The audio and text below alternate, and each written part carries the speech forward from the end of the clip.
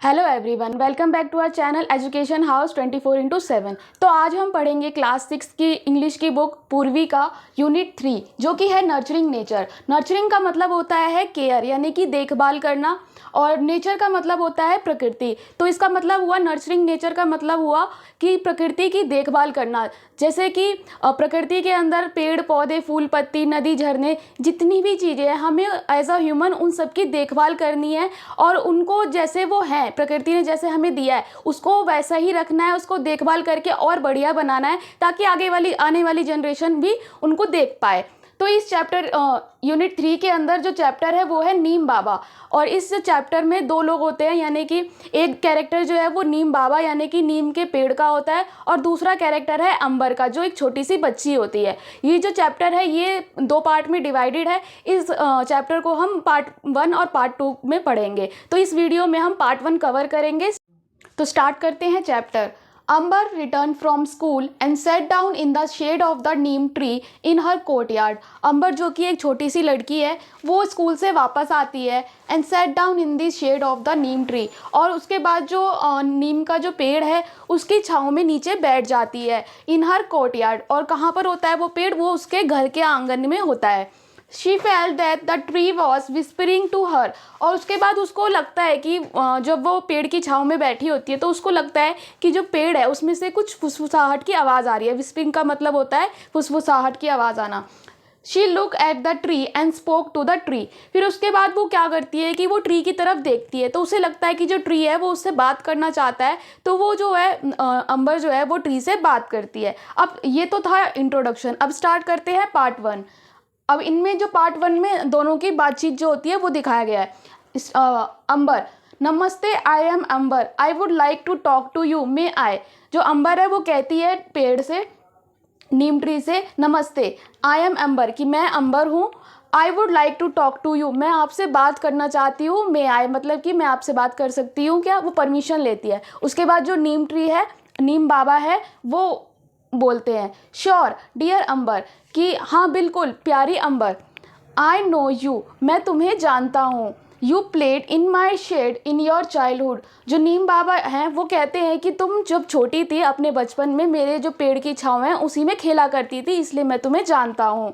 You may call मी नीम बाबा, और तुम मुझे नीम बाबा बुला सकती हो। Ambar, I have seen you almost everywhere. अब जो अंबर है वो कहती है कि मैंने आपको ऑलमोस्ट हर जगह देखा है।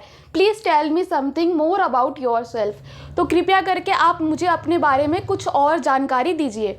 उसके बाद जो नीम बाबा है वो कहते हैं आई एम वेरी ओल्ड, कि मैं बहुत ज़्यादा पुराना हूँ। आई was born millions of year ago somewhere in north India और म्यांमार। वो कहते हैं कि मेरा जन्म जो है वो मिलियन ऑफ ईयर्स, मतलब अरबों साल पहले हुआ था नॉर्थ इंडिया में कहीं पे या फिर म्यांमार में। Soon my family spread outside India, और धीरे धीरे करके मेरी जो फैमिली है, यानी कि नीम के जैसे ही और भी पेड़ हैं, वो पूरी दुनिया में धीरे धीरे फैल गए। अंबर, आउटसाइड इंडिया, वो थोड़ा सा शॉक होती है और पूछते हैं कि आउटसाइड इंडिया मतलब इंडिया के बाहर भी? Where else can neem be found, और वहाँ पर आपको कैसे मतलब पाया जाता है, या कहाँ कहाँ पर नीम का जो पेड़ है वो पाया जाता है? तो जो नीम बाबा है वो कहते हैं my family can be found in many Asian and African countries and even in some part of America. और उसके बाद जो नीम बाबा वो कहते हैं कि मेरी जो फैमिली है, यानी कि मेरे जैसे और भी पेड़ जो है वो एशियन और अफ्रीकन कंट्रीज़ के कुछ हिस्सों में और साथ ही साथ अमेरिका के कुछ पार्ट्स में देखे जाते हैं। अंबर, दैट्स वंडरफुल। अब जो अंबर है वो कहती है दैट्स वंडरफुल, यानी कि बहुत ही बढ़िया बात है ये तो। Who give you your name, उसके बाद वो पूछती है नीम बाबा से कि आपका जो ये नाम है ये आपको किसने दिया? उसके बाद नीम बाबा कहते हैं the story of my name is thought provoking, कि मेरे नाम की जो स्टोरी है वो काफ़ी ज़्यादा थॉट प्रोवोकिंग है। थॉट प्रोवोकिंग का मतलब होता है इंटरेस्टिंग, कि मेरा नाम किसने दिया, कैसे दिया, कब दिया गया, ये सारी चीज़ें काफ़ी ज़्यादा इंटरेस्टिंग है।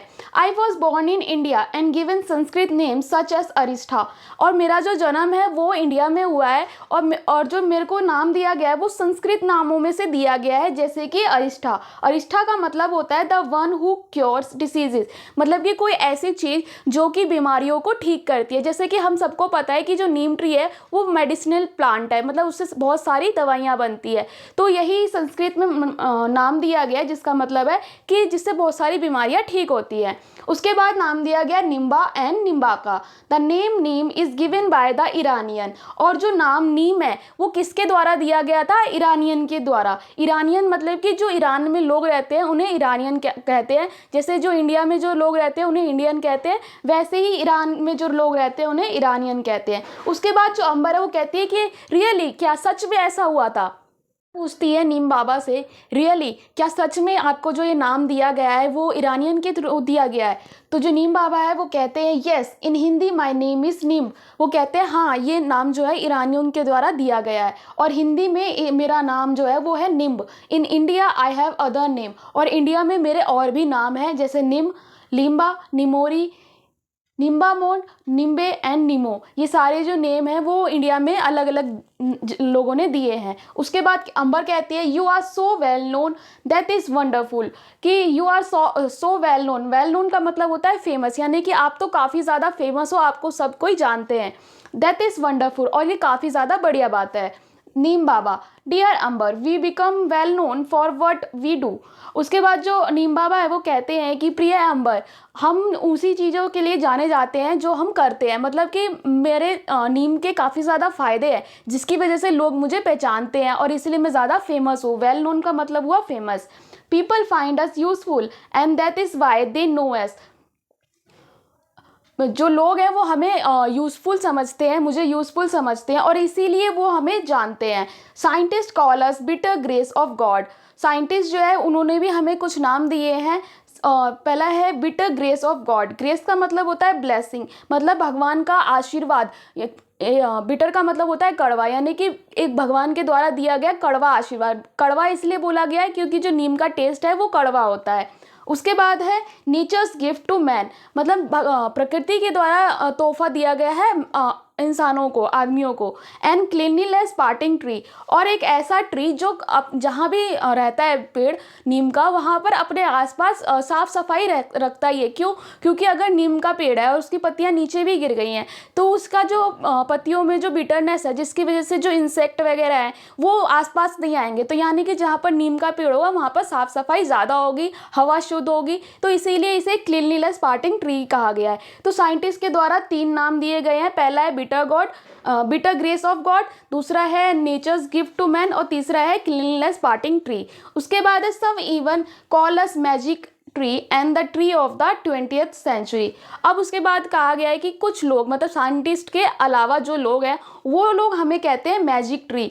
मतलब कि मैजिक ट्री क्यों कहते हैं? क्योंकि नीम के पत्तियों से, उसके टहनियों से और उसका जो तना है उससे काफ़ी सारी चीज़ें बनती है। जैसे कि आपको पता होगा कि नीम से शैम्पू भी बनता है, साबुन भी बनता है, दवाइयों में भी उसका यूज़ होता है, तो इसीलिए इसे मैजिक ट्री कहा गया है। और the tree of the 20th century, मतलब 20वीं सदी का ट्री भी कहा गया है इसे।